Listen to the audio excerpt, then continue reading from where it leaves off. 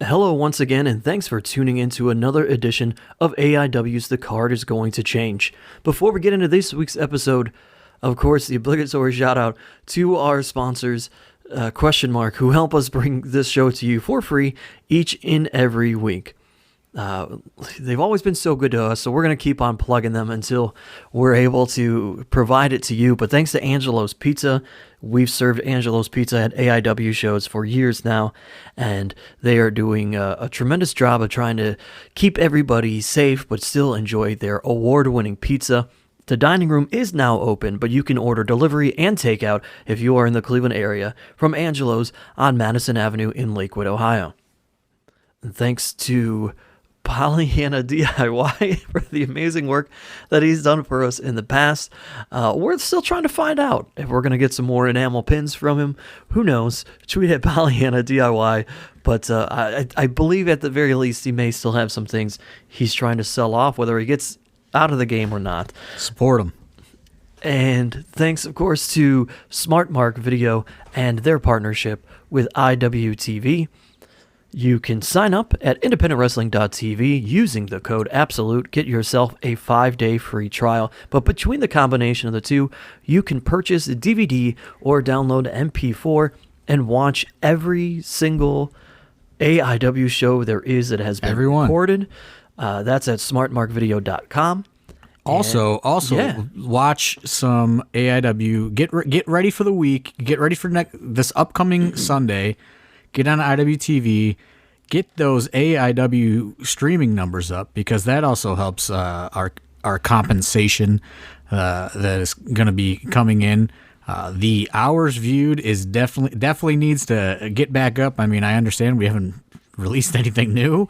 It's like 8 months. I don't know. How long ago was February at this point? 6.5 months ago. Time it's like time has stopped. Like Monsoon Classic was messaging me yesterday, and I was just like, what? I don't even know. It seems like time hasn't even moved forward. I don't know. He was making his little hype video that he does, the Monsoon Classic hype video for Twitter.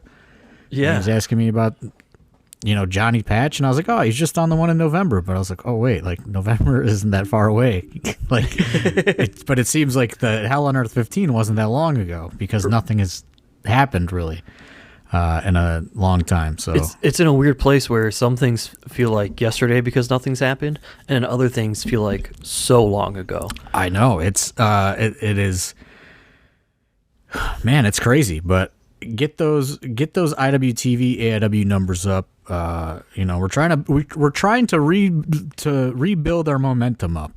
Yeah, I was thinking about, John, the February show. Hey Yo, seems like it was a year plus ago. I know. And when Scott Hall came out, he had me introduce him as soon to be 2-time WWE Hall of Famer, but that didn't even happen. It didn't happen. It never materialized because of everything. How crazy is that? I didn't even think of that. That's crazy. Oh man, I will say there's a little bit of positive momentum building. One of the big positives was Pedro still had the meet and greet money from that show stowed away in his house, in a very safe location. I went down there this weekend and did a little accounting to get ready for this show coming up, and he's like, oh, hey, I've been holding on to this for you. I was like, oh, well, this helps. If you ever listen, a lot of people don't trust banks this day and age. It's like we've gone backwards in society, and so if you want to trust somebody with your money, and every last dollar is there. Every last dollar is accounted for. He had everything in tip-top shape, which was a pleasant. Speaking of money, we have to shout out Paul Greer again, official sponsor of this Sunday, this podcast, AIW as a whole, I suppose, at this point, as well as Sam and Jay Gold, the Goldstein brothers, the mysterious benefactors themselves, also supporting the show this Sunday. Very thankful for that, because let me tell you, I didn't think Airbnbs in the Indianapolis area were going to be that expensive. I mean, I guess I really am just I really underestimated the travel accommodations for Indianapolis, Indiana. That Airbnb, I mean, it makes the Airbnb in New Jersey look cheap. I mean, it's crazy. I couldn't believe it. And that was a pretty solid palatial estate in New Jersey too. Yeah. So I was a little, I don't know, maybe if it's because of the COVID and there's just not a lot of rental properties. That could be. It's a supply-demand kind of thing, maybe. Yeah, sure. That Airbnb hurt, but I will say Paul Greer, the Goldstein brothers, they have helped lessen the blow going into this weekend, which is, I mean, it's a terrifying week. You know, here we are, the first hard sell Monday in 7 months? Yeah. And also, they shout out to the fun little rivalry that they've created in the Discord because of us throwing out the money. All I'm saying is Paul Greer, he donated more money than both of them combined. Hey, so Sam Goldstein, though, I started doing the not a cameos to help pay for it. Back to Car Talk, folks. Welcome back to Car Talk. To help me fund this new vehicle that I got, wasn't trying to get as soon as I did, but Sam Goldstein paid me to do a not a cameo back to school ring intros for his children. So well, nothing will make you go back to school faster than that, I suppose. Yeah, he woke them up with it. So but yeah, first hard sell Monday since February. What would that week be? February 16th, maybe. I think it was. I don't know. 17th. I know the show was February 22nd. Time is a flat circle, man. That's all. Yeah. But yeah, so folks, this episode is a hard sell Monday between AIW owner John Thorne. My name is Steve Guy, your moderator of sorts. We got to get the momentum going. The momentum of the podcast is not caught back on. The IWTV monthly viewing, you know, there's a lot of momentum, and that's kind of what I want to talk about a little bit. Is the real people don't realize, like, you know, like people like associate like momentum with sports teams, and you know, like a baseball team gets hot and they get momentum, and you know, it's just the hardest thing for me, and I think everybody in AIW, is I felt like we just had uncontrollable momentum coming out the second half of 2019 and going right into 2020. Like, it was just like, as the young kids would say, shit was popping off. It was just hit after hit after hit, and like everything was just clicking, and the crowds were way up, and it was just like a can't miss, you know, and like. And we, as you always say, AIW became this well-oiled machine, and we really did. We had that locked down to the point where not only were the crowds up, but we had the shows so laid out that everything was just like, they stayed hot the entire time. So if you were there in the crowd, you were, I mean, even if there was a match you weren't necessarily looking forward to, but the crowd was just so into everything. Hello, Mr. Whiskers. And come on, we're recording, Whiskers. Come on. And the crowd was hot for that, which then translated to the viewing audience. You know, we started doing more live streams because we were able to afford it, because that audience was going up. Plus, the partnership with IWTV made it easier. I mean, everything was just connecting. From a production standpoint, we were able to do something different that not a lot of independents were doing for you. You know, with like throwing, if you looked on, I always read the Twitter just to get the feedback from people, but with a partnership with the Odeon, people love the look of that. And then people at home watching, enjoying the fact that if they've never tuned into AIW before, they're getting these quick little catch-up videos, you know, the video packages before, like for 30 seconds before each match, they get that. And not a lot of independents are doing that. Plus, they get the A-Team on commentary, whether it be the Duke and Wadsworth and Carson and Wadsworth.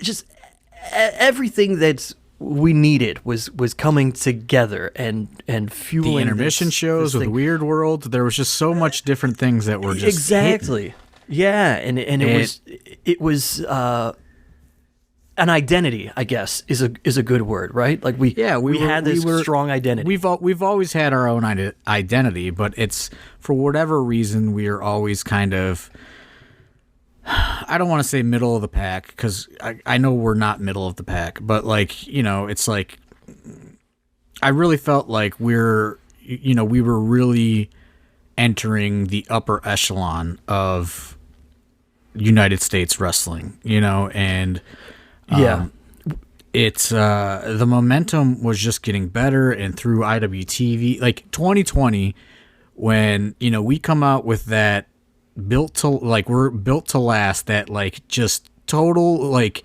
just mission statement for the year, you know, and it's just like 2019, especially the second half, was just amazing. You know, we kill it at the Collective Mania weekend. We, you know, end up with some of our biggest draws of all time, especially Hell on Earth 15. You know, we have something like 700 people in there or something like that, paid, like packed. And, you know, the finances were going good. Everything was just, it can't miss. And, you know, we developed this relationship we had a relationship, but we further kind of get in bed with IWTV through the merger with Smart Mark Video, and we have all these plans to do, you know, to bounce back and forth between Fite and IWTV for live. Everything was going to stream live for the most part in 2020. We have this gigantic plan laid out. I really feel like at the beginning of 2020, with how well oiled the machine became, because like you said, it's not only just the show, it's, you know, the captains, the lieutenants, whatever you want to call them, the people like Dr. Dan and Dom, and, you know, all these other people really understand their roles in the company, and how, you know, we kind of have this you know, this kind of like hierarchy, like internally built in, to where everything is going to run smooth, because, you know, Dan has his things, Dom has his things, you know, all these different aspects are really just, there's so much synergy within the company. And, you know, I really feel that 2020, when 2020 started, that it was really going to be a eye-opening year for fans when it comes to AIW. I really felt that way, because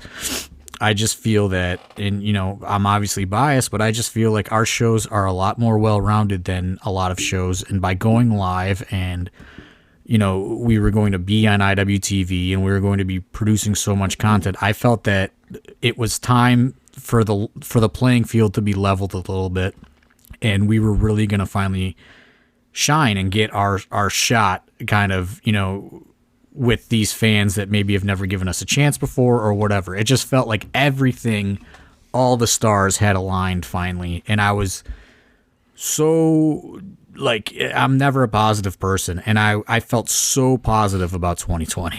And man, that was the hardest part about COVID, when it hit and everything comes crashing down. And, you know, like I've said it a million times probably at this point on this podcast, but we get our first gigantic paid show set up, you know, where we were getting a venue was paying us guaranteed, like we were like a touring musical, you know, act or whatever. Mm-hmm. And it was just like everything was lined up, and we had a ton of other negotiations in place like that, and it was just like, oh my god, like everything is just falling into place. Like, you know, like we've never had offers like that, to just like, hey, you know, we're paying you to show up because what you guys do, and the analytics of the crowds that we drew and everything. People, especially in Ohio, as far as businesses or venues or whatever you want to say,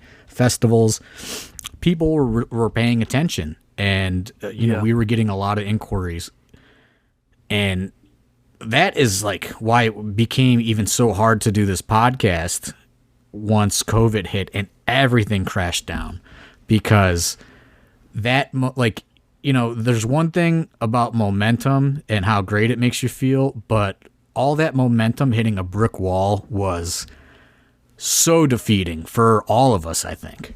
Oh yeah, it sucked bad. I mean, 2 weeks maybe before everything shut down, or maybe it was only a week before. Dr. Dan and I were out and creating or discussing a new venture kind of thing that we were going to do, a whole new concept that was going to basically help people we get a lot of people that come in from Pennsylvania, and then we have people who come in from Pennsylvania every once in a while, and they want something a little bit closer to like the Pittsburgh area or something. And we formulated something that was going to be incredible. I don't want to talk too much about it. I think we have said something. Yeah, some people know. Some people know about it, but yeah, but I mean that was going to be, and that was a whole other thing that was. I felt that was also going to, it was going to be at the level of when Worldwide finally got us to give in and do Russell Rager at Now That's Class. This other concept that I had in my head, but I had no way to figure out how to do it. And Dan did some research, and you guys went out and had some meetings because I think I had to work or something. Yeah. But I feel that could have been, in comparison, fan support wise, to Russell Rager, if that makes sense. It would have been on that level of, here is a brand new event in the AIW calendar year that is going to be just as kind of the anticipation would have been just as great, I feel, for Russell Rager at Now That's Class for this new concept that we had. It was a done deal. I mean, there was a date. Things were signed. So that's another thing. And it's just like, but that momentum and all that, and then I have stuff booked, you know what I mean? I have stuff booked through Absolution. Everything was set. The stories were in place. We had a lot. We were, it was January, and we had already had J-Lit tickets on sale. We already had, like debuts set, like, the one big one that I may have revealed, may not have, like Effie was lined up to make his AIW debut and start at J-Lit, and there was so much other stuff going on, and there were plans. We were formulating actual legit plans to build to Absolution, which almost never like we hadn't even ran Gauntlet for the Gold yet, and there were at least multiple plans in place for how we were going to get to Absolution, which would have, that stuff would have started within the Gauntlet and gone forward from there. And that almost never happens within AIW. I mean, it does, but not that far out. And that goes back to the well-oiled machine and how we were. I never felt like we were more organized than, closing out 2019 and going into 2020. It was there was just so much that was just clicking, and everything was firing on all cylinders, and it just felt like there was so much more. And a totally other thing that I actually talked about this because on Friday I had a little logistics meeting with the doctor of Loginomics, Dr. Dan. Dom was there, and we were just coming up with our checks and balances and all this other stuff for Indianapolis this weekend. But the one thing that it's just like I feel so bad for is we had that awesome new talent initiative at the last show in February, where there was so much talent that we discovered in that thing, and there was such a plan to start integrating a lot of those guys into UXWA shows, as well as we were going to add Winchester shows monthly to work things in with these new guys, and not to mention, some of the newer students that were, like the bulking seasons, and, then the guys like TKD and stuff like that. Like a lot of guys, we just had so much like cooking, you know what I mean? And it's just like that brick wall is just, it was devastating. And then it turned into like almost depression. I mean, I forgot I forgot entirely that we were making plans to do the Winchester become a monthly thing. And really, you look at it, who knows if that can ever be a viable thing at this point, or when, because that venue is so small. Right. And John, you always, you typically say when things are going well, I don't know. I think we're due for a clunker here. We're due for a stinker. And in 2019, I think that happened right before we went to Jersey. You were unhappy with the show that Billy Kidman was at. Yeah, 7 Year Itch. Yeah, 7 Year Itch. And so that was then. But I think that typically you anticipate that it's going to happen every 4 shows or something. But somehow we went the rest of 2019 and then the very start of 2020 without it. That somewhere in the universe, I guess, Yeah, because you were so positive, the universe had to be like, hang on, John. This is why what's this positivity? This is why I am the way that I am. Yeah, I mean, and I don't know if it was just the pressure and everything else, and we were just thriving on the pressure of being live and hitting our times, and I don't know. I just felt like that second half of, coming out of that Billy Kidman show and that second half of 2019, or the last 3 quarters of it, whatever you want to call it, I just felt like we just had such a chip on our shoulder to, prove that we belong in this upper tier of independent wrestling and we deserve more attention. And we were doing everything that we could to get it. And, we were doing it differently. We were showcasing different talents and showcasing, different types of wrestling. We weren't just showing like one style or one whatever. And everything was just clicking so well. And, it was devastating with the momentum, just totally coming to a halt. Like I really just had this yesterday I really had this I don't know, soul searching, why was the COVID stuff so difficult at times for me, because it was, and there was just a lot of just negativity in it. And ultimately, I sat and I thought about it for a long time yesterday, and I think it really boils down to that momentum, and things were finally just clicking so well, and it all came to a halt, and it was absolutely 100% out of my control to fix.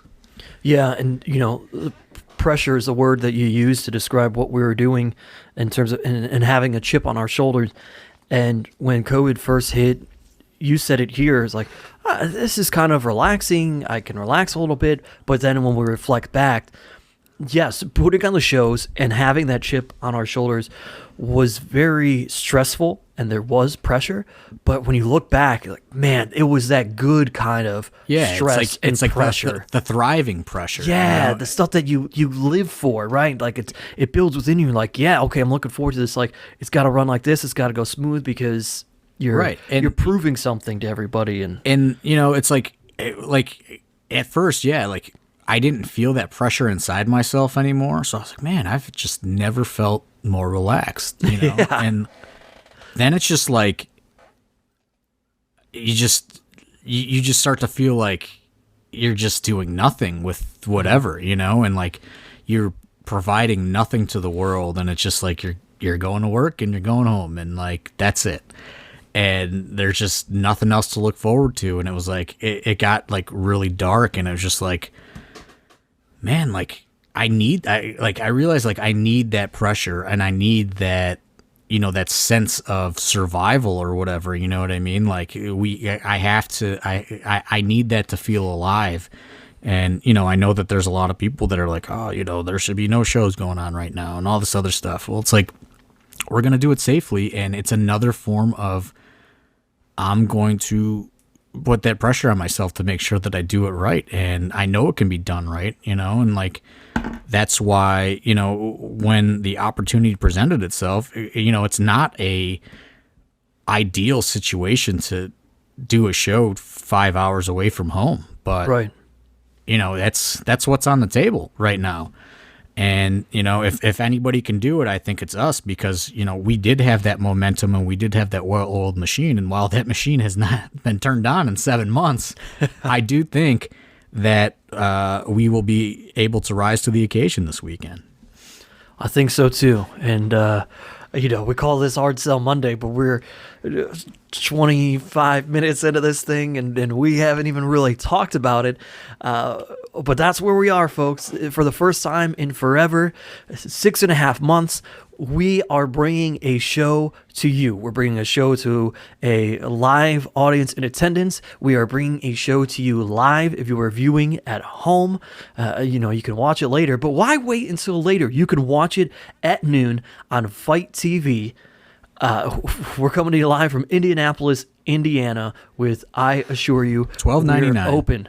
$12.99. If you want to get the package, because we're doubling up with GCW, it's $19.99. Our show is at noon. They are at, what are they at? 4:30. 4:30? Yeah, 4:30. Yes. So you can watch both of them for $19.99. You could get just AIW for $12.99 on Fite TV, but you can watch it live, and you're going to get a show. You're going to get the show that we've been waiting months to do. And obviously, we're not just picking right up where we left off. Some stuff will, some stuff won't. And, I tried to put together things that worked best for obviously there's going to we have budgeting restrictions based on attendance restrictions.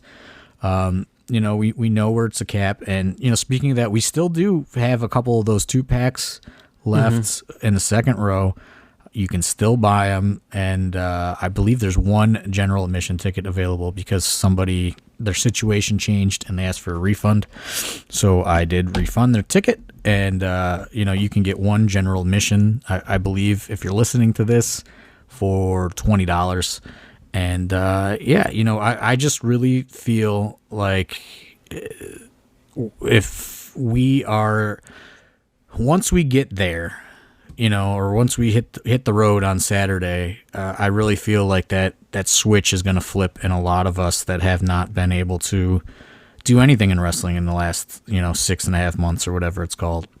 And, I think it's going to be that good type of pressure again. I hope, and obviously things could go wrong and things could go bad, but, that's one thing that I think that we've done better than a lot of people is we do know how to, adapt under pressure and audible and things like that. So I'm just very, I don't know.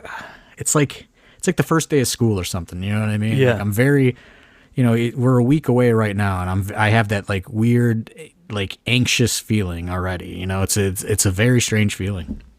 Yeah, and as John said, some of this is going to carry over, some of it's not. This show is going to be a combination of things that maybe stand alone as though we're a one-off show, and some things that have continued on in terms of the AIW storytelling and may continue on in the future. But at the time of booking this show, there was no idea when the next show would be. So that's why some of this is going to be laid out the way that it is, but it's going to be a great show for you. Right. And, before we even go on, like speaking of that, this collective thing. Yes. That's going to happen October 9th weekend. This came together very quickly. Like when this show was set up, there was no idea that the collective was going to happen. So this show was put together as kind of a one-off. Let's see, let's get something out there, and then we'll wait again. So obviously we were going to leave some things open-ended still. As far as like the absolute title situation and stuff like that, because we had no idea that we'd be doing a show again after this. And now we're doing one a month later almost. To the date, we will be a part of the new collective. There's no WrestleMania weekend attached to it. It's just the collective, Independent Wrestling Collective, October 9th, 10th, and 11th in Indianapolis, Indiana. Mm-hmm. We will be Friday night at 8 p.m. The plan is hopefully to put tickets on sale this Friday. We need to see how many people would like to carry over their tickets that are outstanding from Tampa.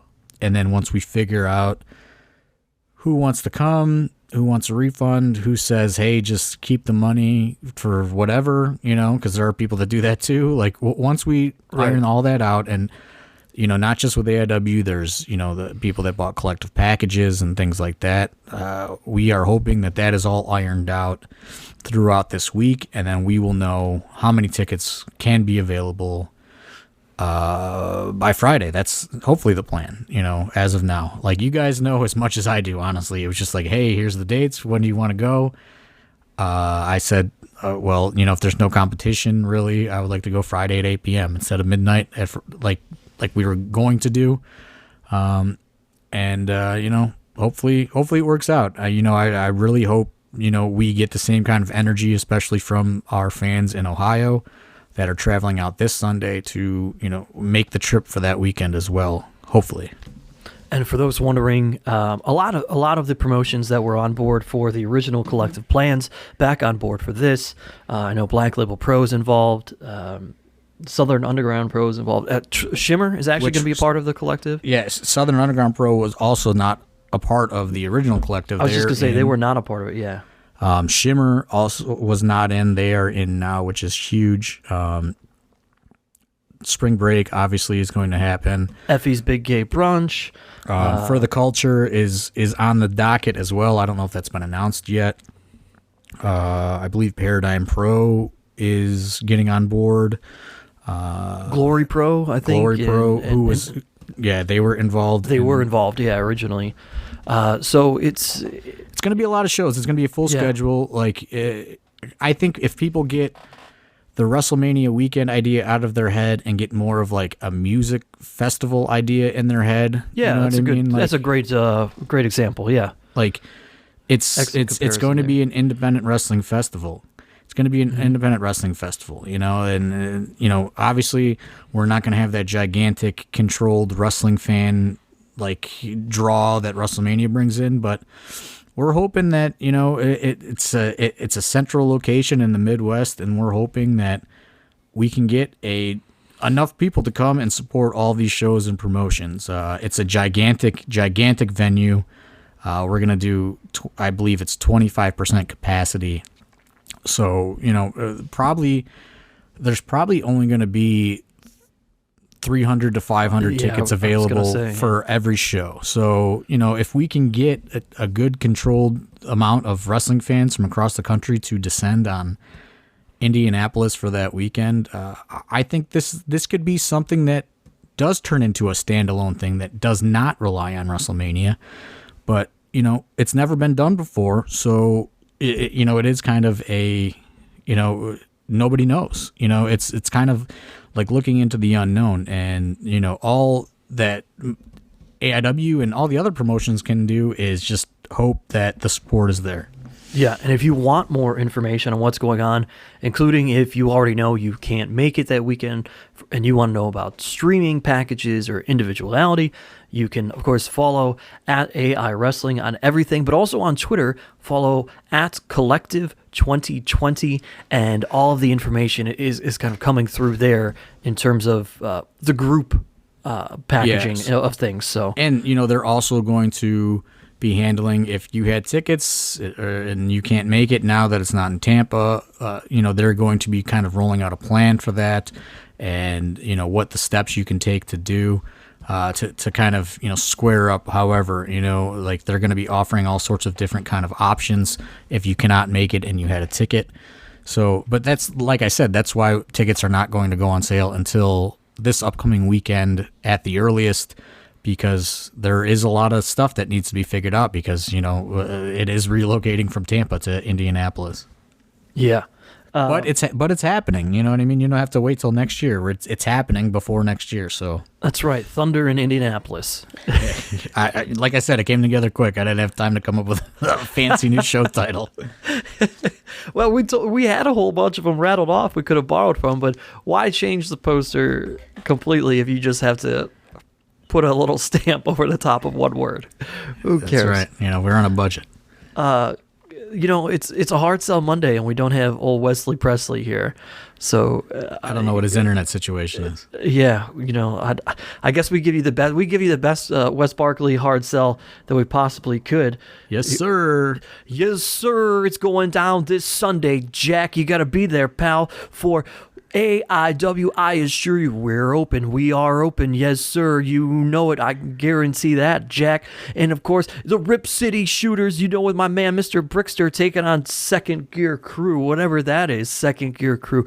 Rip City is always in fourth gear. I don't know about going to a second gear. And they got Fonzie, Daddy. They cheated last time. We'll talk, pal. We'll talk, Fonzie. I know you're trying to get away from me, Daddy, but whatever. You're going to be over there in a corner doing who knows what. But I got the Intense Icon and Mr. Brickster, plus Filthy Tom taking on Ethan Page, who is jacked. Have you seen this guy? He is jacked. He's going to be a karate man. Filthy Tom, don't worry. There's still a spot in Rip City for you, pal. You just let me know. Dom Guarini taking on the Tank I will Band. say that I will say that we are going to allow Ethan Page to do the Karate Man gimmick, whatever the fuck that is. There it is.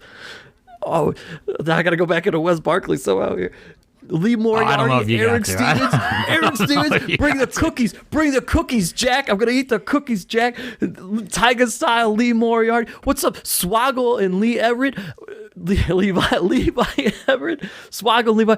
I don't know if they have midgets in Amish country, but a midget is gonna wrestle an Amish guy this Sunday. You can get it on Fite TV at noon. That's all. That's all the Wes Barkley that I got. I don't even know what to go from there, man. It's tough. Whew, I mean, it's exhausting, isn't it? It is exhausting. Yeah, it's very exhausting.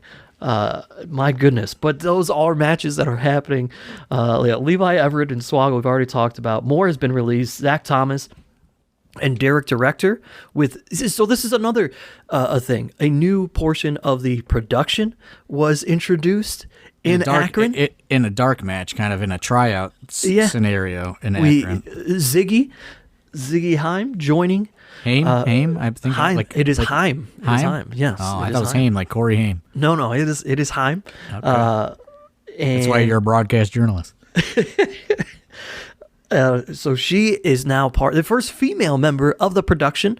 She is going to be there alongside Derek Director as he takes on Zach Thomas. You talk about momentum. There's a dude that had a ton of momentum. Zach Thomas, 2019 going into 2020.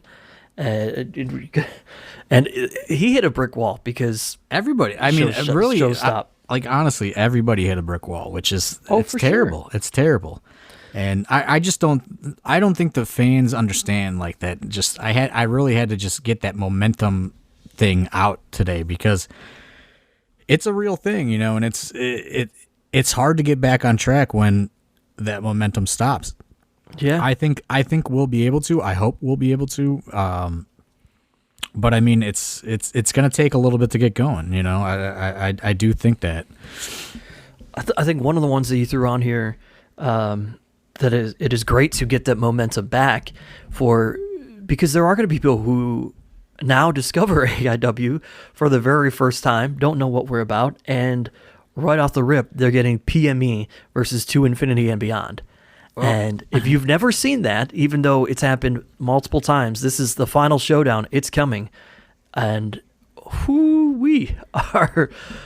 I don't want to put too much pressure on it, I guess, because this is their first thing really back in all this time. But I'm looking forward to it. I mean, when the thought was that this was going to be our only show, you know what I mean? It was just like, well, you got to throw this one out there, right? Just in case. This is the only show, again, for a long time. So that was honestly, this was supposed to happen at the Collective in Tampa. It was built up in, February. To Infinity Beyond won the number one contendership at Built to Last. And we didn't think that there was going to be a Collective, So it was just like, okay, we're throwing this one out there in Indianapolis because this is, 9 times out of 10 a sure thing, so let's throw it out there. Yeah, and that's a variety. Like we said, this is kind of a hodgepodge of things that were planned and some things that could just stand on their own. Lee Moriarty and Eric Stevens, I had mentioned that was a planned thing. Collective, we talked about that before. Those guys will be going at it there, and a 4-way match that certainly has the capability to steal the show.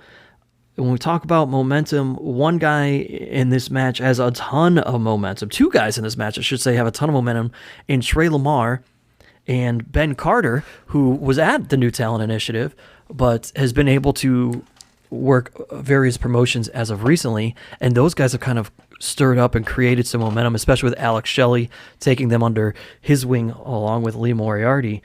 But we also have Johnny Patch, who you'd mentioned was involved in some stuff previously. And then, he came in, he did a couple kind of tryout dark match things over, 2019, just kind of check him out, see him in person, and, he's been showing up and helping and, doing all that sort of thing. And, there's a lot of people that advocate for him, which, sometimes goes a long way with me, sometimes does not. But, he, like I said, he's been showing up. He's been doing the right things. He had a couple very impressive tryout, dark match situations. Oh, yeah. And there were a couple other people considered for this slot. And, for whatever reason, did not work out. And I thought, you know what? Let's throw Johnny Patch a bone. He's kind of an under the radar guy, and he is capable of doing some really amazing things. So, that's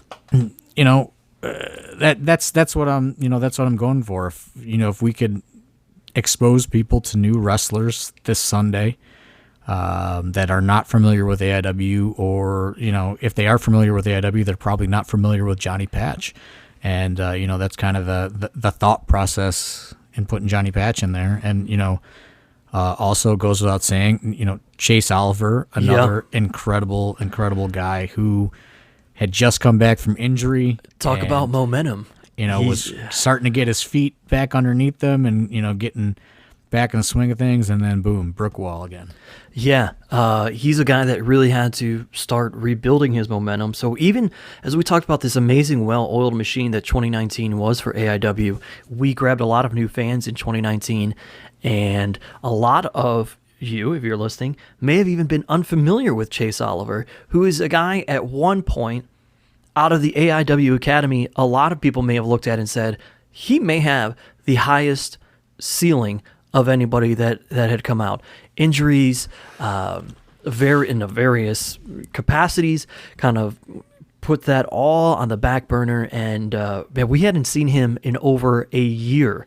And finally, in February of this year, we got to see him back. He was at Built to Last, and he was on a show at Hey Yo, and just like John said, brick wall, man. So here's a guy trying to start to build momentum, and a lot of you are potentially going to see him for the first time again. But that match right there, that 4-way, there's going to be a lot going on. I have high hopes for it, sometimes it's a kiss of death, though. Yeah. But it is one of those kind of under-the-radar matches, too, to where it does not probably on paper to the average fan have a high expectation rate. How about the fact that you're booking a match here now in 2020, and the marquee name potentially on that match, John, is Trey Lamar. Trey is we've been praising him too much lately. Maybe we should just move on. No, Trey, I feel like for Trey to be where he's at right now, he did have to have some of those hard times in AIW and learn some of those hard lessons for various mistakes or various things that he was oblivious to that he was even doing, Yeah. But I do feel that all of that is, turned into the Trey Lamar product that is happening right now and excelling.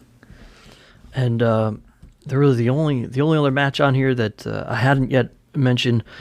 We have tag team action between the Young Studs, Eric Ryan, and Bobby Beverly, some AIW mainstays If you are a true AIW fan, you know these guys, you love it. If you're a fan of Wrestle Rager, this is a tag team where they really come to life in Wrestle Rager, and it comes to shine because you used to get 300 people packed on that back parking lot patio. They usually do singles at Wrestle Rager, so you get the two entrances. The one year they had the tag match. They did have a tag match one year though, I think, and it was Wrestle Rager 3, I think. But what he's trying to say is he wants everybody singing "Love in an Elevator" this Sunday in Indianapolis.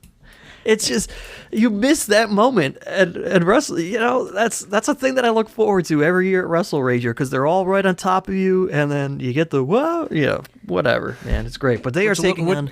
Which a little inside story on that entrance theme, which I don't know if that was ever discussed or not, but Eric Ryan and Chandler Biggins many, many, many moons ago were in a very shady strip club by the name of Bugsy Speakeasy in like Elyria, Ohio, and a gal was dancing to "Love in the Elevator," and Biggins said, "This is your entrance music now," and that's the story of "Love in the Elevator" and Eric Ryan.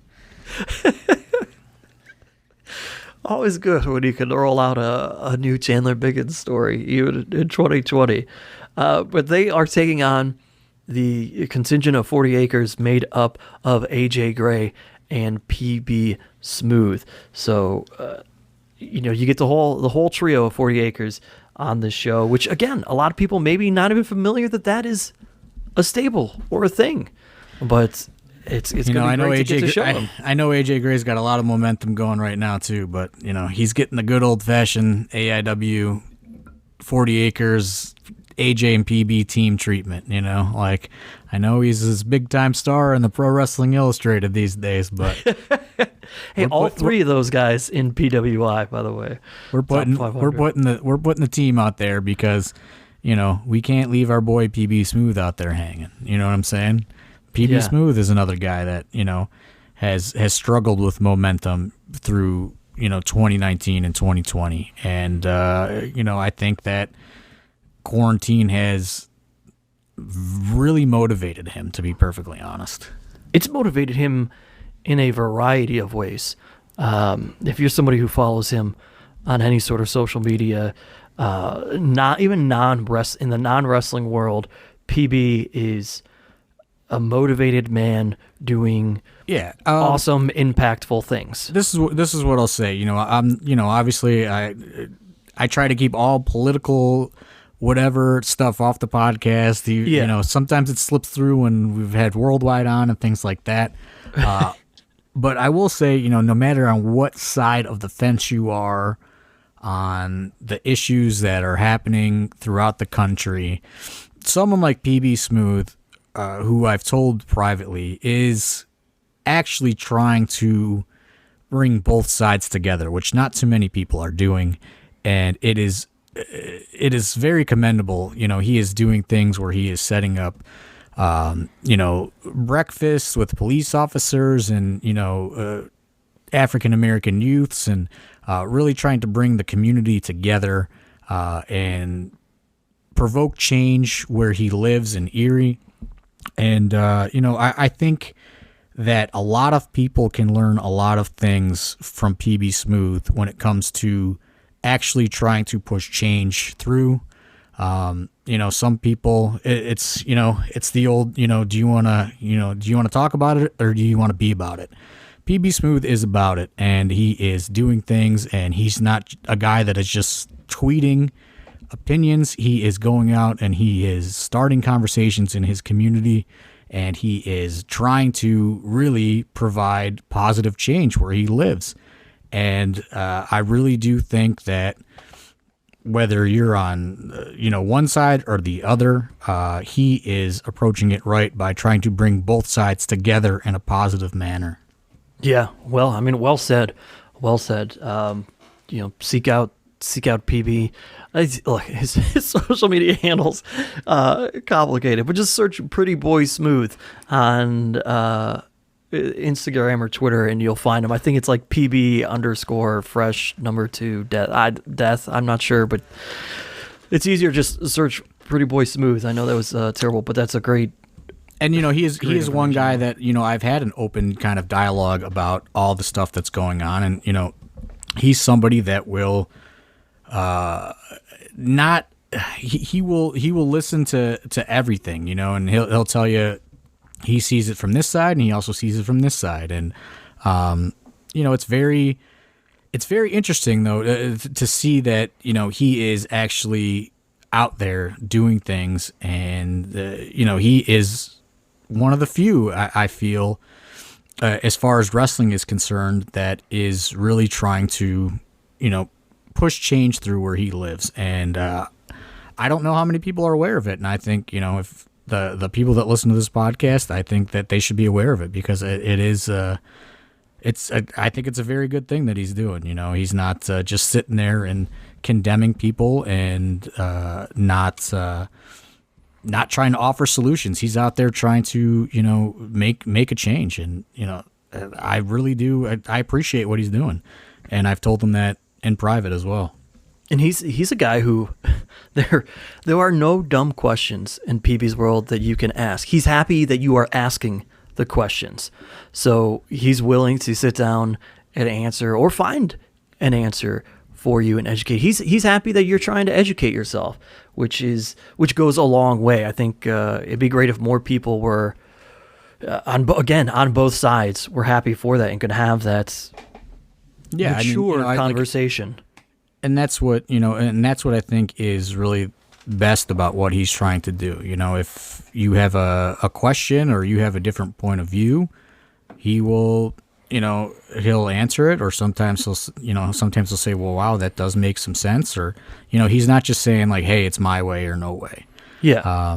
And I think that shows when he's out there and he's going on radio stations and he's promoting these events with police officers and trying to bring the community together. And I think it's good. I think there's a lot more things that can come positive from that than not. And I know that it is a very hot button topic, and some people might not even agree with what he's doing, but I do think that his heart is in the right place and it should be acknowledged.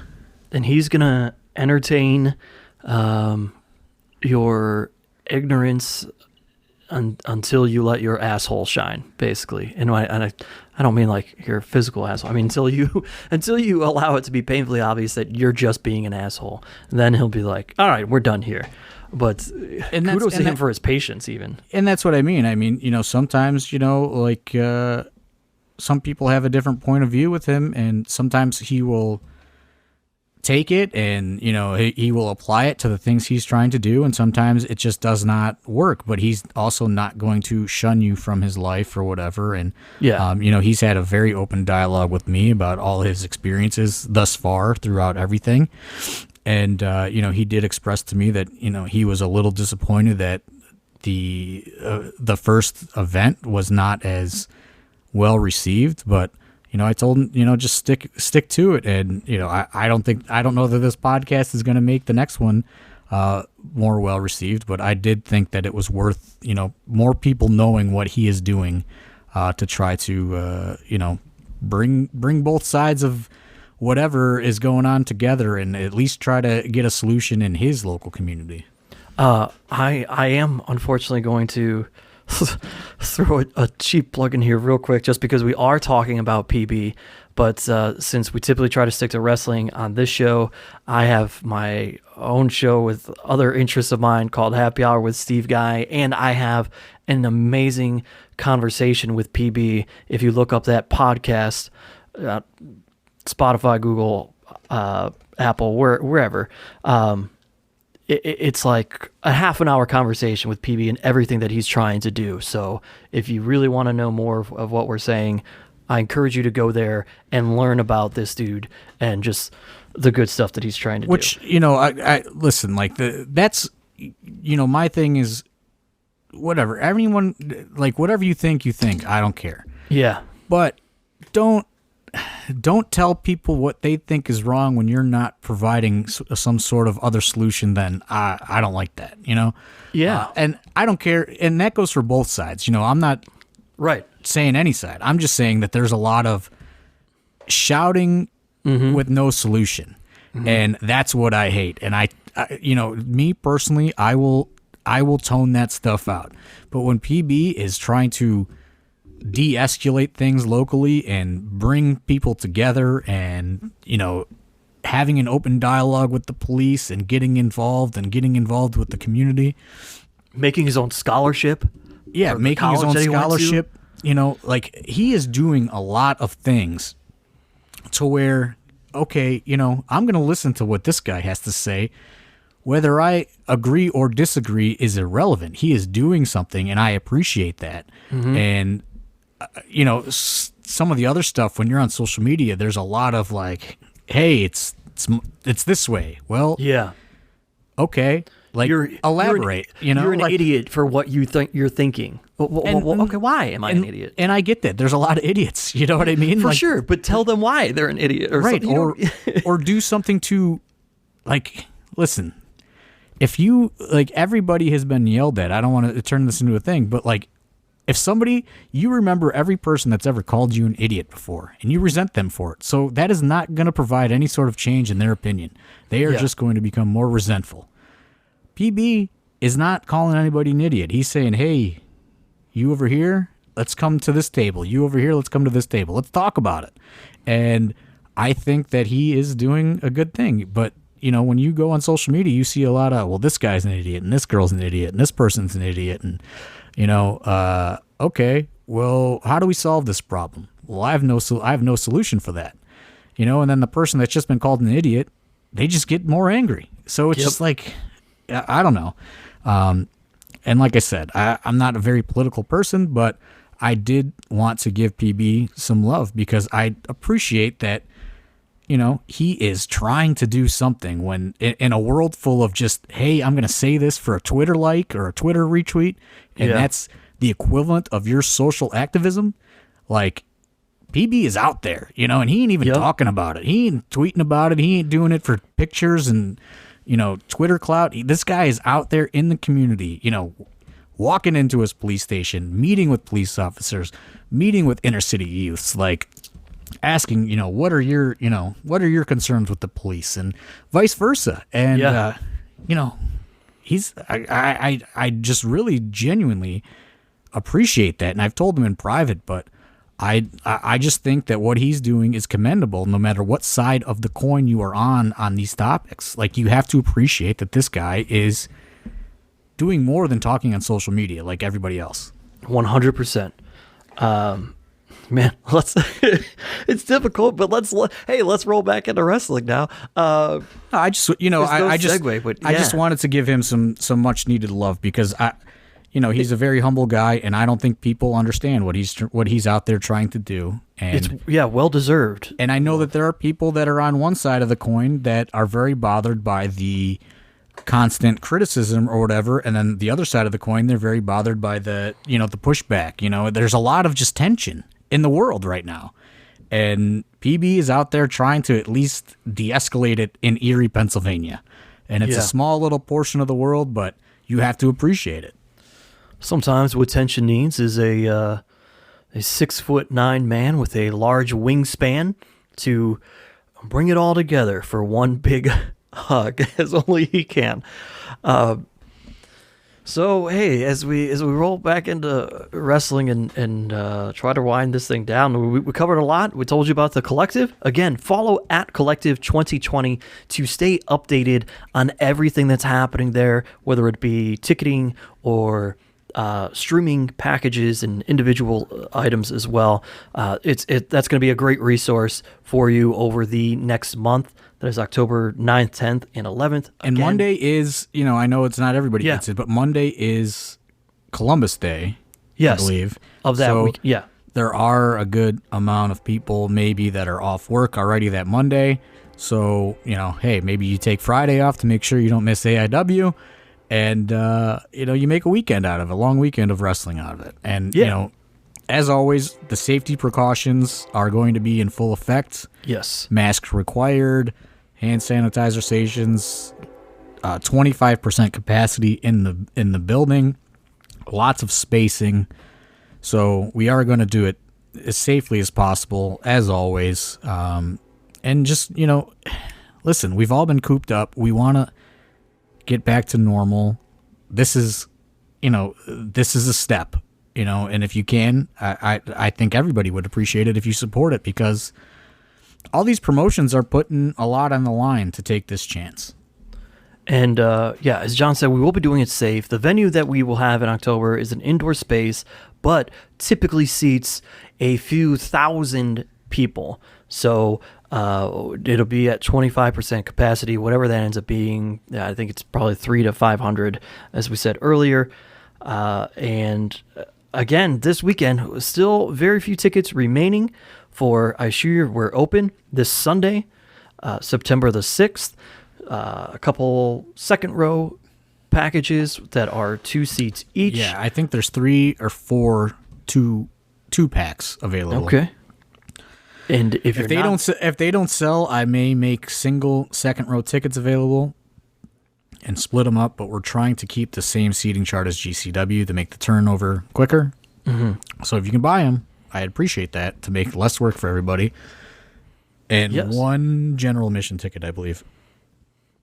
And again, if you can't make the trip to Indianapolis, if you're not going to be there with us, then be watching us and be there with the commentary team from the comfort of your own home. We will be streaming live on Fite TV at noon.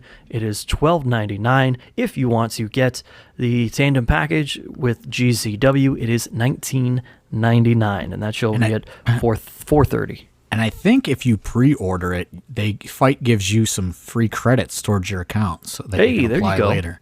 There you go. And listen, here's the hard sell. A couple thousand people listen to this podcast a week. If I can get 50% of you to order this pay-per-view on Fight Sunday, it would really help AIW out. We've obviously had very minimal income. There's the story. It's the same story of every industry in America probably right now. Yeah, everybody's struggling. If you have the $12.99 or the $19.99 to spare this Sunday, it would be greatly appreciated, because it's gonna go a long way, and we are going to put our best foot forward this Sunday. There's no doubt in my mind. And hard sell. Please purchase the pay-per-view on Fite TV. Yeah, help us make the collective happen, and also this is going to contribute, since we've been off for so long. Momentum has been the key to this conversation for the last hour here, and we'll wrap it up with that still being the key, because after the collective, we don't know what's going to happen yet. There are a lot of moving pieces and parts to what's going on in Ohio right now, and it looks like, fingers crossed, but things change from day to day, we may be able to have a show in Ohio by the end of 2020. But we need to keep the momentum going, and to be able to do that, we could use the help financially and just the show of support by you streaming through Fite TV, so that it can come off as being worthwhile to Fite TV and Smart Mark Video to, it's got to be financially sound and viable for them to do it. It's got to make sense there. So show them that it does make sense. And I guess I'll comment on that real quick as far as Ohio is concerned. The latest updates are Ohio has seen an over 30% decrease in COVID positive cases. I believe in the month of August, and I think today came out that it was kind of the lowest reported number in quite some time today. So things seem to be going in a very positive direction as far as Ohio is concerned. There is an athletic commission meeting this week, I believe, this week or next week. Like I think I said last week, shows can technically happen in Ohio, but there is a lot of red tape that needs to be kind of sorted through. My thought process is by November or December, we could possibly be at a little bit more normalcy. Obviously 15% in the Odeon is not doable for us financially. Right. Or the Odeon, for that matter, to be perfectly honest. But it seems things are going in the right direction. So if we can get this, that hot button word momentum back, started this Sunday and into the collective, I'm just hoping that the momentum and some positivity makes Ohio open for business, by November, maybe even December, and we can get things back on track to close the year out and start working towards 2021. I mean, that's really the goal right now is, let's get the train back on the track. Yep. And hey, while we will probably not be able to be full capacity no matter where we go for some time, to keep the wave rolling and keep things financially viable for us, the As more Matthew Justice says, you got to ride the wave. You got to ride the wave. The more people that stream, the more it helps us make up for the lack of attendance that we have to get through. So keep that in mind. And I will say Sunday we are going to try to figure out a way to do a Bill Alfonso meet and greet safely. Photo ops, autographed 8x10s. There you go. We're gonna get with Fonzie and work that out and come up with a plan that feels as safe as possible. But be prepared. If you want to meet Bill Alfonso, we're gonna work something out Sunday at the show. It's gonna be good to get him away from those alligators. Yeah, no shit. Well, anything else you want to touch on here, John? I think we covered quite a bit. We got it all. No, I mean, it's just like I said, I have that weird anxiousness going, and as we started talking, it started kind of coming out more. You know what I mean? And like, there's some excitement there. I hope other people are excited. And please, if you're on the fence about coming Sunday, let's sell those last couple tickets, and let's get things going. It's just I'm ready. I'm ready for it. I think a lot of people are ready for it. Let's get AIW back into the world this Sunday. Yeah, hey, main event with the Second Gear crew. A thing that really kind of partially came together within AIW as well as a couple other promotions where these guys were, but Matt Justice, Manser, and Manders with Fonzie in their corner. A lot of people already know who the Second Gear crew is, and if you're wondering about the Rip City Shooters and what this rivalry is about, I encourage you to watch Hey Yo if you have IWTV and check out the end of it. It is the debut of Mr. Brickster as well. Even though he's not in the match, he makes his presence known at the end, and that blood has just been boiling for the last 6.5 months. And the feud, the rivalry that is Joshua Bishop, the intense icon, with Wes Barkley in his corner, and Matthew Justice and Fonzie is well known, and perhaps the most well known part of it is if you go back to May of 2019 and you watch that balcony spot, as it's come to be known. DVD out of the 20-foot balcony at the Odeon. Just incredible visual, and that's. That really sets off the feud there. They're kind of been inseparable ever since. And one thing I'll say about Mr. Brickster, who maybe people know Mr. Brickster through his work with IWTV or other things, this is a I don't know what to call it, a reimagining of Mr. Brickster. I don't know. It's not the guy that you have seen before. It's the same person. However, it is a completely different presentation. And, he's another guy who he did the New Talent Initiative, and, he's obviously been a favorite of the Rip City Shooters for quite some time. we pulled the trigger on the group, after he did the tryout, and he did very well at the New Talent Initiative, and we debuted him, we rolled the dice on it, and I had a very good talk with him at Thursday's Lounge, which RIP Thursday's Lounge, the Akron after party spot. COVID-19 took it out. They've announced that they cannot stay in business any longer because of COVID. But at Thursday's Lounge, I pulled Brookster aside and I gave him a nice talk. He was very down on wrestling because he has not caught on really. And, we talked about this new presentation of him and this, different side of him. And I'm really excited to get back to that as well because, he's not the guy that you've seen. He's not going to be the goofy guy. It's going to be a different side of him. And that's what I think AIW does well with, is kind of tweaking people and, figuring out different ways to present them. And if you've seen, there are a lot of people on this show that likely you've seen in a promotion before if you're new to us, but I can assure you AIW brings the best out of a lot of these people. You've probably seen Tom Lawler and Ethan Page all over the place. Of course, Ethan Page is a now former tag champ, but longest reigning as a tag champ at TNA/Impact Wrestling.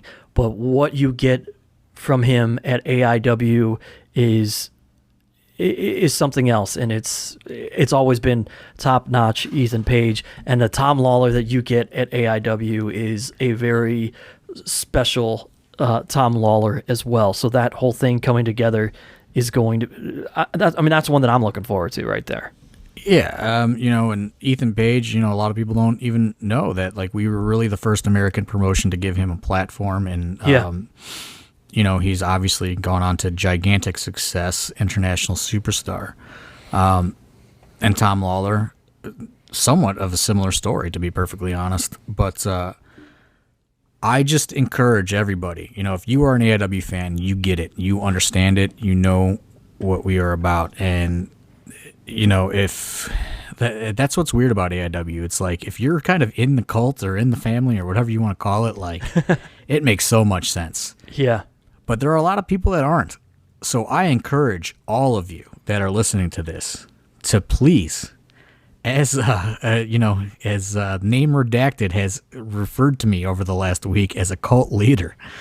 He thinks I am a cult leader, the person who I've said that we will no longer discuss on this podcast.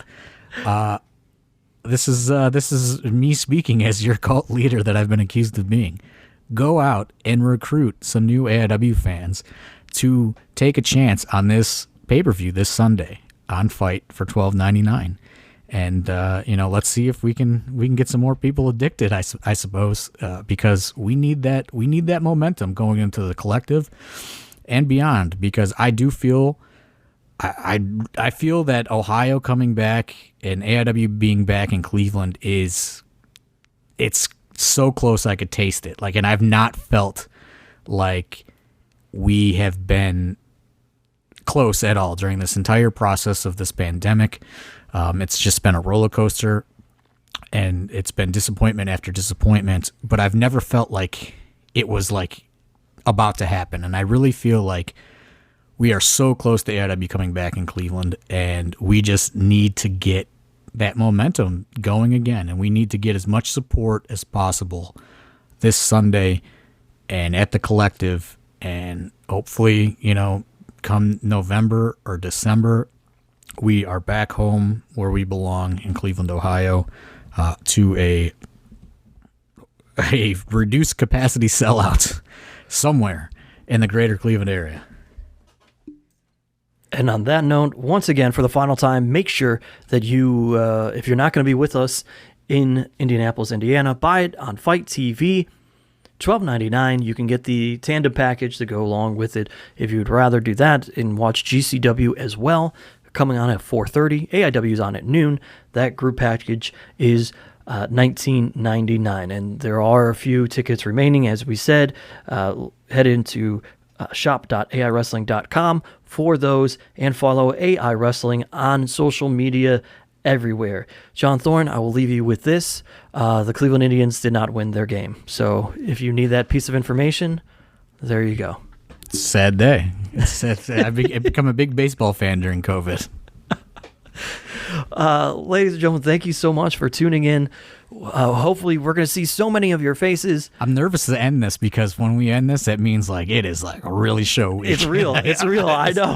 I feel like I'm putting it off, and that's I keep dragging this out. That's why I keep extending it, because it's like when we press stop, it's like it's go. It's time to go. It's time to start getting the stuff together, and I released what was filmed for Patreon, the new championship belts unboxing. It is now available on the AIW YouTube for everybody. I got to remember to bring those new belts. There's a lot of stuff I got to pack and get in order, and I just feel like when I press stop, it is going to be a whirlwind of my week beginning, and it's making me nervous now. That's why I keep keeping it going, because I'm scared. It's real. I got things to do, though. I gotta put this cold open package together still. John Thorne, hey, how about this? I have I purchased a new blazer that I'm gonna wear. Oh, I finally got my AIW tracksuit that Eric Ryan made. So, yeah. I gotta get mine, but you told me I had to suit up, so I got something special. It's pretty wild. I tried to get something that seemed, I don't know, Jersey-esque. So since I'm gonna have to get with Derek, I'm gonna have to get with Derek, director, and come up with a pre-show playlist.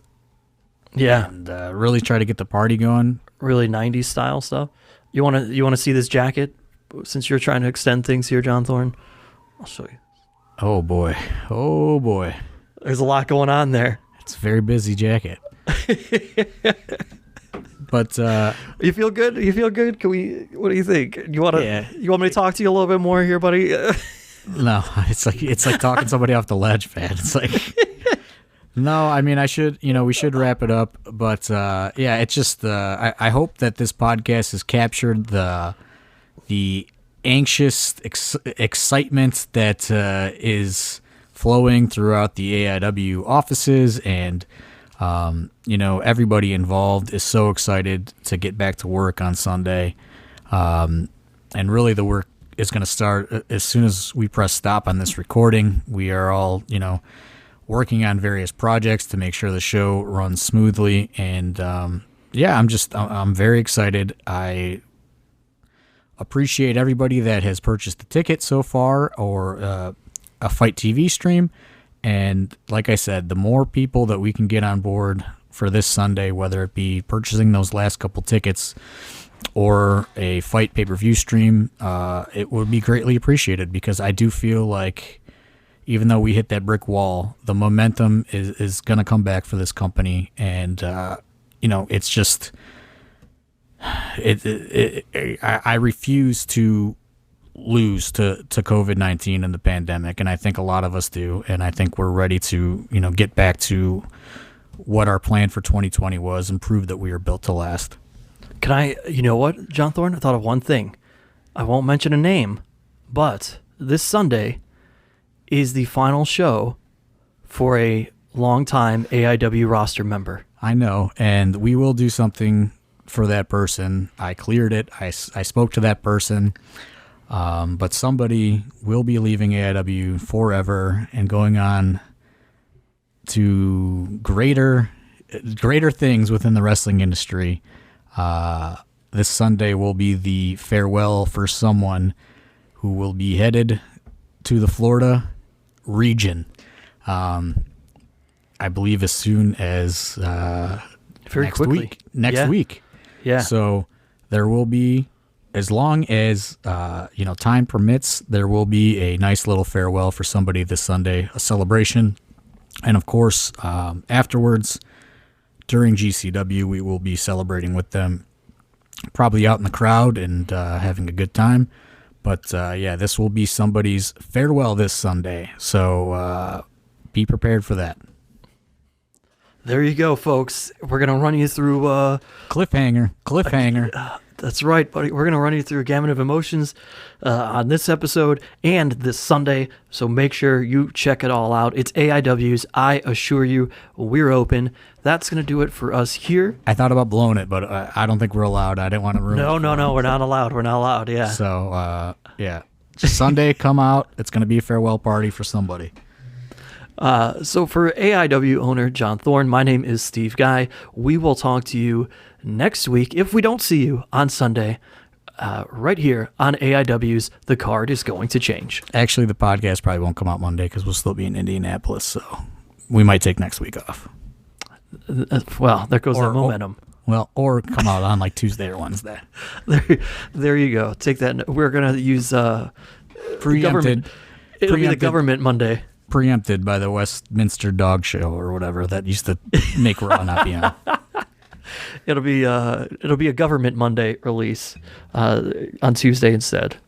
There you go, folks. But anyway, thanks so much. We'll talk to you when we talk to you. Here on AIW's The Card is Going to Change.